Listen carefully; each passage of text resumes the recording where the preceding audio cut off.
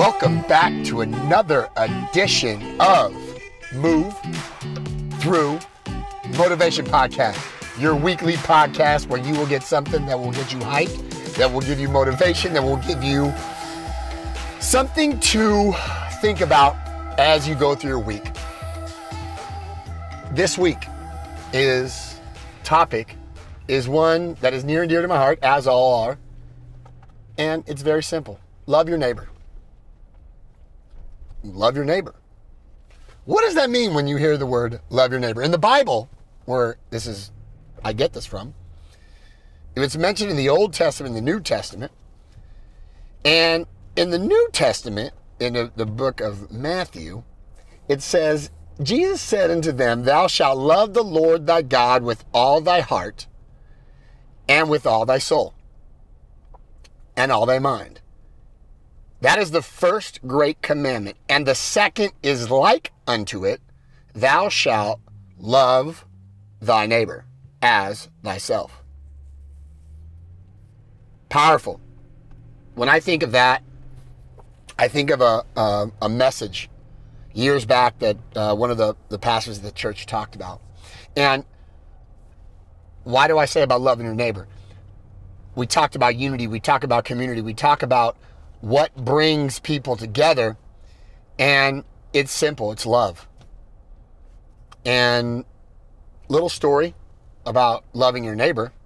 A couple years back, preacher says, Pastor Mark Lee says, hey, what if Jesus actually meant the neighbor that lived right next door to you to love them, right?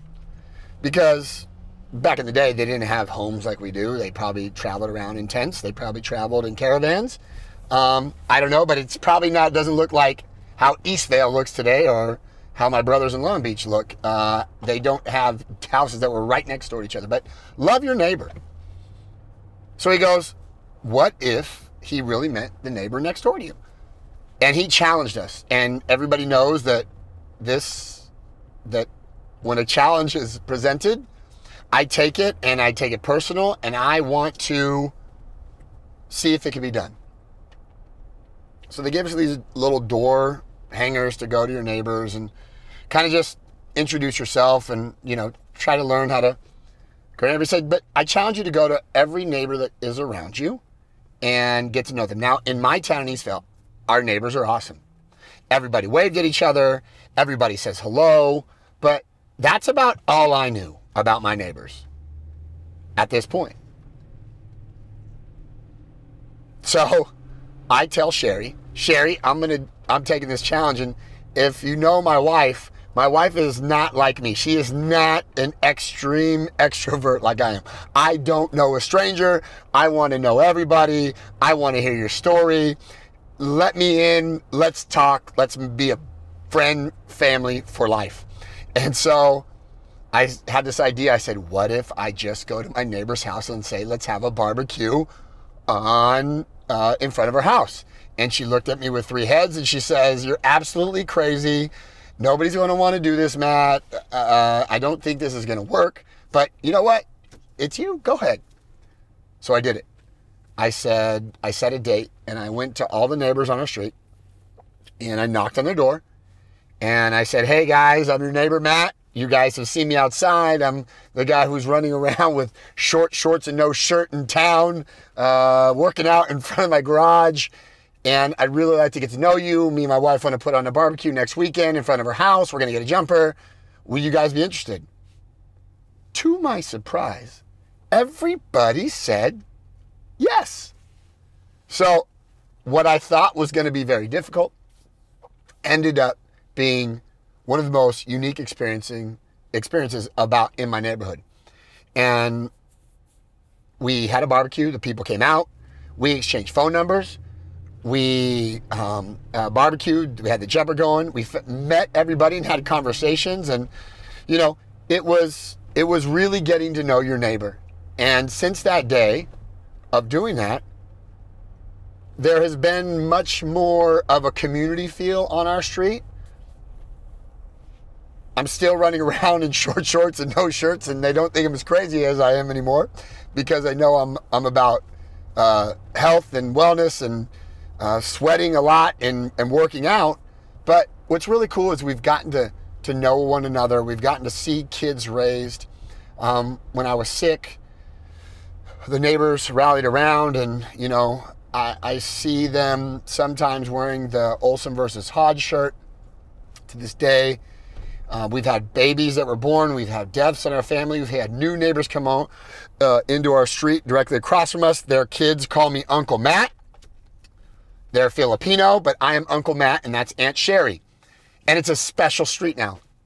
My street, which was a lovely street before, has turned into a real, true community of unity by just putting yourself in an uncomfortable position.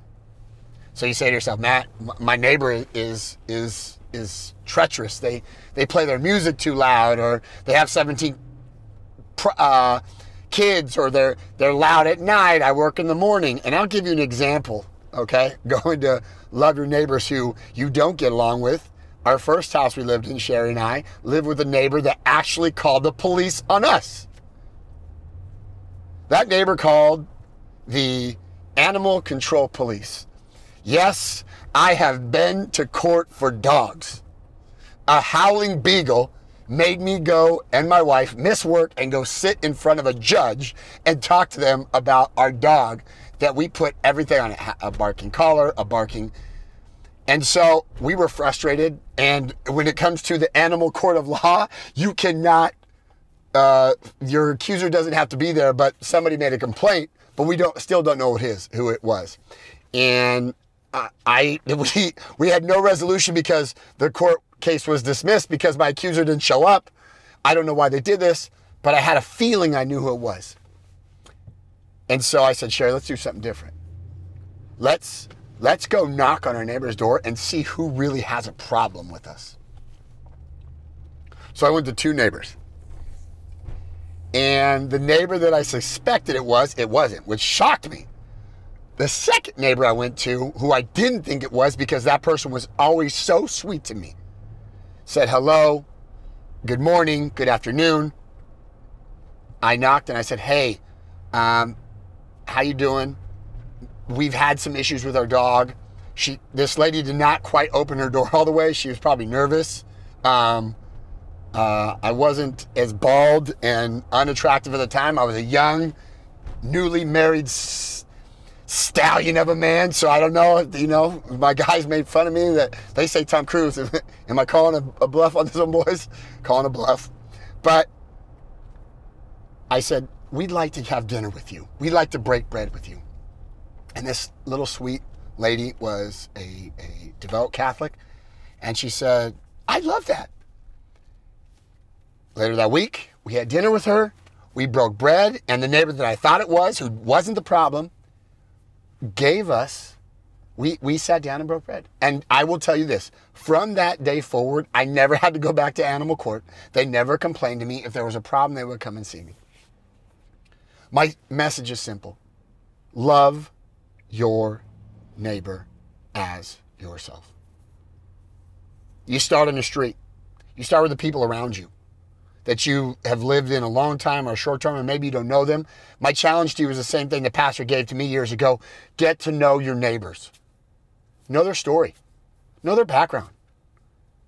And secondly, once you've done that, what are you doing next on your block, in your city, in your community, to bring what we keep talking about, unity and love, of making your neighbors be anybody you run across. Maybe a neighbor means somebody you work with. Maybe a neighbor means somebody you see at the gym. Maybe a neighbor means somebody you run into the grocery store. Maybe a neighbor means somebody, the Amazon driver. Maybe that's your neighbor. But here's what I honestly believe. If you treat your neighbor as yourself, like the Bible says, it will be amazing the rewards and benefits that come out of that for your relationship with them and their relationship with you. And many years down the road, a story will be told of how 2 people who would never really get to know each other spent a lot of time together and really put an effort and energy in being a little bit vulnerable, making it a little bit awkward, but going to know your neighbor. I've met neighbors and heard stories of my neighbors on my street that really wowed me. We had a quarantine block parties on Sunday nights with our neighbors. Make yourself be a little bit vulnerable and uncomfortable and get to know the people that literally live around you and let us know about it. I'd love to hear your stories. Send me a message. Send us a message. We'd like to hear success stories. I know in the media today, people always want to talk about negative stuff. I don't like talking about negative stuff. I talk about progression. I talk about positivity. I talk about encouragement, compassion. And through that, we'll build resiliency. Negative mind, thoughts, and history will not repeat itself if you progressively put yourself in positive situations, even if the situation is negative. That's a full mouthful, and I don't think I can say that 3 times. But again, putting yourself in vulnerable positions with positivity and encouragement will make you a better person. It'll make a better community. And I challenge you to do that this week. Let me know. Let us know. And we look forward to hearing from you. Just Move coming back to you, campaign coming back to you on July 11th. Look for the details on that. If you want more information about what we're doing, send us a message. Do not forget to like, subscribe. I didn't say this at the beginning. Sorry, guys. Like, subscribe to the channel if you like what we talk about. Spread the word of Just Movement, and we will encourage you any way we can. Have a blessed day. God bless.